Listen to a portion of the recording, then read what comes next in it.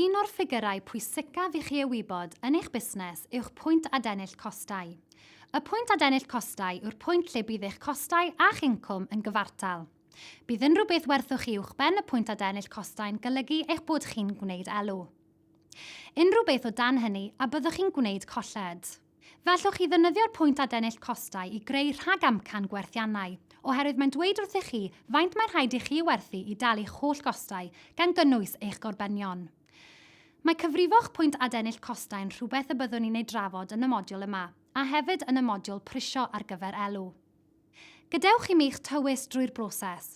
Efallai y byddai'n syniad i chi agor y dudalen we, mwyn i ni weithio drwy'r enghraifft gyda'n gilydd. Felly, mwyn cyfrifo'ch pwynt adennill elw, mae angen i chi wybod 1. Cyfanswm eich costau sefydlog a'ch gorbenion ar gyfer y flwyddyn, 2. Eich costau uniongyrchol fesel uned, a 3. Y pris gwerthu tebygol.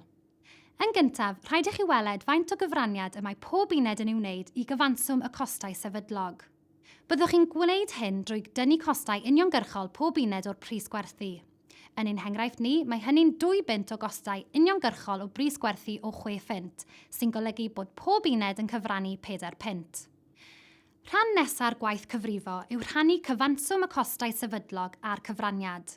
Bydd hyn yn dweud wrthych chi faint o unedau y mae'n rhaid i chi ei gwerthu mwyn cyrraedd y pwynt adennill costau. Yn ein henghraifft ni, mae hynny'n 10,000 o bunnoedd wedi rannu â chyfraniad o 4 punt yr uned sy'n 2,500 o unedau. Felly, rhaid i ni werthu 2,500 o unedau mwyn adennill ein costau. Os gwerthwn ni ragor, byddwn ni'n gwneud elw. Os gwerthwn ni lai, byddwn ni'n gwneud colled. Mae hynny'n golygu bod rhaid i'r rhagamcanion gwerthu fod yn uwch na 2,500 o unedau. Fe allwch chi addasu'r ffigurau i weld sut mae'r pris gwerthu'n effeithio ar eich pwynt adennill costau. Fe wnaethon ni drafod hyn yn prisio ar gyfer elw. Felly edrychwch eto mwyn atgoffa'ch hun. Mae gwybod beth yw'ch pwynt adennill costau'n golygu y gallwch chi gyfrifo'n fanwl faint mae'n rhaid i chi ei werthu. Fe allwch chi hefyd gynllunio pethau mwyn sicrhau eich bod yn gwneud hynny. Yn ein henghraifft ni, os tybwn ni fod 250 o ddiwrnodau gwerthu bob blwyddyn, sef 5 diwrnod yr wythnos dros 50 o wythnosau, byddai'n rhaid i ni werthu 10 uned bob dydd mwyn adennill ein costau. Fe allwch chi holi'ch hun a yw hynny'n realistig neu beidio. Fel y dywedais i eisoes, mae'r pwynt adennill costau'n ffigur pwysig yn eich busnes. Defnyddiwch yr ymarferion a'r templedu i weld beth yw'r pwynt adennill costau yn eich busnes chi.